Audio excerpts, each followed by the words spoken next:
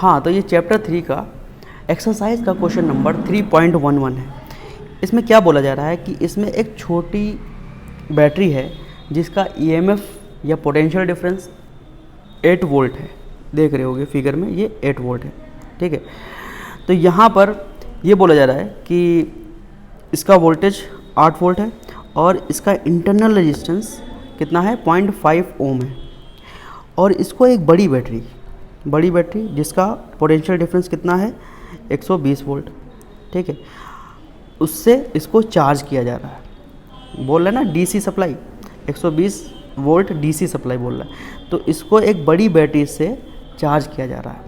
ठीक, तो एक बात यहाँ पर तुमको ये समझने वाली है कि ये कॉन्सेप्ट को ध्यान में रखना है कि बैटरी जब डिस्चार्ज होती है तो उसमें जो करंट फ्लो करता है वो प्लस टर्मिनल से माइनस टर्मिनल की तरफ फ्लो करता है। ये ध्यान रखना, जब बैटरी डिस्चार्ज होती है, ठीक है, तो उसमें जो करंट फ्लो करता है वो प्लस से माइनस की तरफ फ्लो करता है। लेकिन जब चार्ज होती है बैटरी, ठीक है, तो उसमें जब करंट फ्लो करता है वो प्लस टर्मिनल की तरफ करता है। ठीक है, ये ध्यान रहेगा। उसी कॉन्सेप्ट का इसमें यूज़ किया गया है। अब देखो इस फिगर फर्स्ट को देखो। ठीक है, ये है फिगर फर्स्ट। इसमें देखो ये 8 वोल्ट की जो बैटरी है ये चार्ज की जा रही है किससे, बड़ी वाले वोल्टेज की बैटरी से। ठीक है, जिसका वोल्टेज कितना है, 120 वोल्ट। अब बड़ा वाला जो वोल्टेज है, जो बैटरा है, ये समझ लो, ये क्या होगा, ये डिस्चार्ज होगा। तो डिस्चार्ज होने पर क्या होता है, करंट प्लस से दूर जाता है। ठीक है, प्लस टर्मिनल से दूर जाता है। ठीक, और यहाँ पर क्या होगा, ये छोटी वाली बैटरी चार्ज हो रही होगी। ठीक, तो ये चार्ज हो रही होगी तो इसमें प्लस टर्मिनल की तरफ करंट आ रहा होगा। ठीक है, ये आई इस तरीके से आ रहा होगा। इतनी बात समझ में आई। ठीक, अब देखो इस क्वेश्चन में पूछा क्या जा रहा है हमसे, ये पूछा जा रहा है कि जब बैटरी छोटी वाली बैटरी को जब हम चार्ज कर रहे हैं तो ए बी टर्मिनल पर, ए बी पॉइंट्स के बीच में जो टर्मिनल पोटेंशियल डिफरेंस आ रहा है वो कितना आ रहा है। ठीक है, बहुत ध्यान से समझना। टर्मिनल पोटेंशियल डिफरेंस क्या होता था, जब हमने इंटरनल रेजिस्टेंस को समझा था तो वहाँ पर टर्मिनल पोटेंशियल डिफरेंस क्या होता था, जब हम सेल को सर्किट से अटैच करा देते थे तो वहाँ पर जो पोटेंशियल डिफरेंस आता था वो टर्मिनल पोटेंशियल डिफरेंस होता था। और वो होता था V is equal to E minus IR।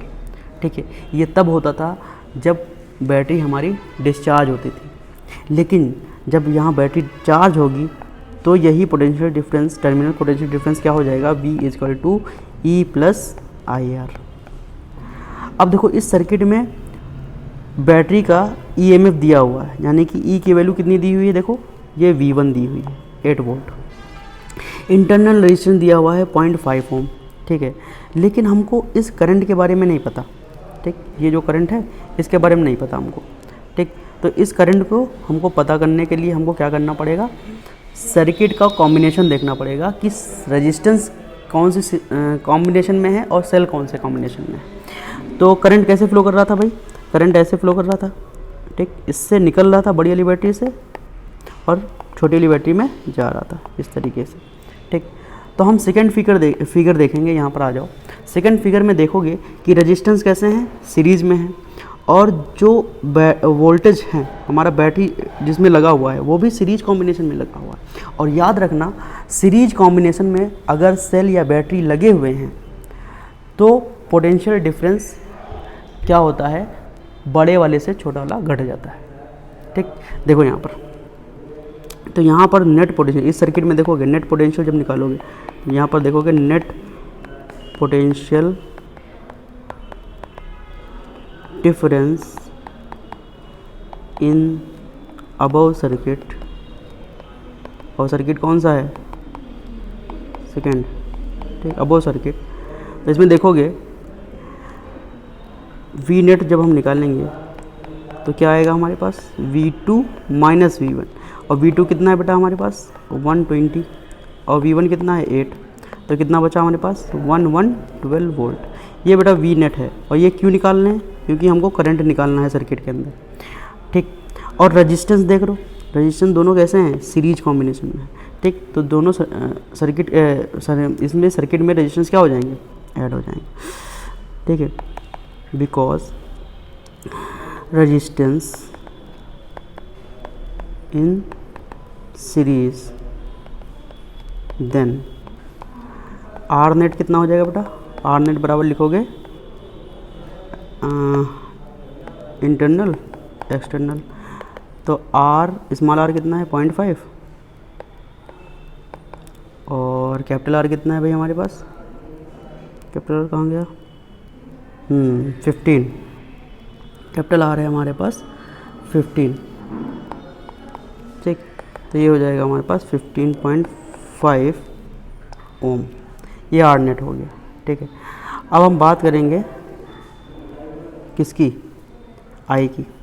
तो अकॉर्डिंग टू ओम्स लॉ क्या होता है, according to Ohm's law V बराबर होता है आई आर, ठीक। तो I इक्वल टू क्या हो जाएगा, V अपान आर। तो I इक्वल टू V कितना हमारे पास निकला 1112, ठीक है। और I की वैल्यू कितनी है भाई हमारे पास, एक मिनट, 15.5 था तुम्हारा वोल्ट, जो करंट था तुम्हारा, सॉरी रेजिस्टेंस था, यहाँ पर था 15.5,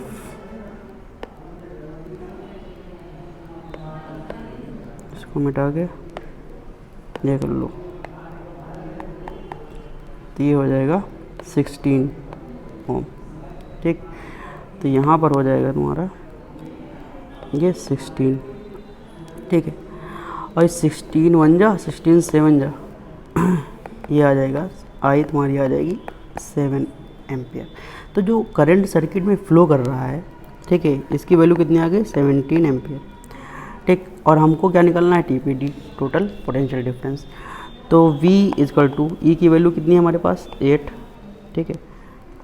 मैं फिर से बता दे रहा हूँ, E जो है यहाँ पर V1 है और I तुम्हारा R। जो टीपीडी निकालना है वो छोटी वाली बैटरी के लिए निकालना है। तो यहाँ पर V1 है 8, I की वैल्यू जो दी गई है वो 7 दी गई है और 0.5 तुम्हारा इंटरनल रेजिस्टेंस। तो कितना आ जाएगा 7 5 से 35, तो वैल्यू इसकी जो आ जाएगी वो आ जाएगी 11.5 वोल्ट, ठीक। क्लियर है भाई। अच्छा, फिर इन्होंने पूछा है कि what is the purpose of having a series resistance in the charging circuit. तो इस सर्किट में ये जो रेजिस्टेंस लगाया गया है, यहाँ पर देखो ये जो रेजिस्टेंस लगाया गया है ये R 15.5, ये क्यों लगाया गया है इस सर्किट में, ये एक्सटर्नल रेजिस्टेंस क्यों लगाया गया है, इसका पर्पज़ क्या है, ठीक है।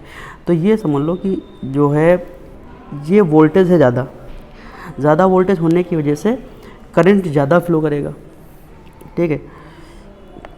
करंट ज़्यादा फ्लो करेगा और करंट ज़्यादा फ्लो करेगा तो यहाँ पर छोटी वाली बैटरी को क्या हो सकता है, छोटी वाली बैटरी को नुकसान पहुँच सकता है, ठीक। तो यहाँ पर सर्किट में एक एक्सटर्नल रेजिस्टेंस लगाने की वजह से करंट हमारा जो बड़े वाले बैटरी से निकल रहा है वो रिड्यूस हो जाता है, ठीक है। इसलिए छोटी वाली बैटरी को हमको नुकसान नहीं पहुँचता है छोटी वाली बैटरी को। तो यहाँ पर हम लिख देंगे उसका आंसर कि external resistance is connected to minimize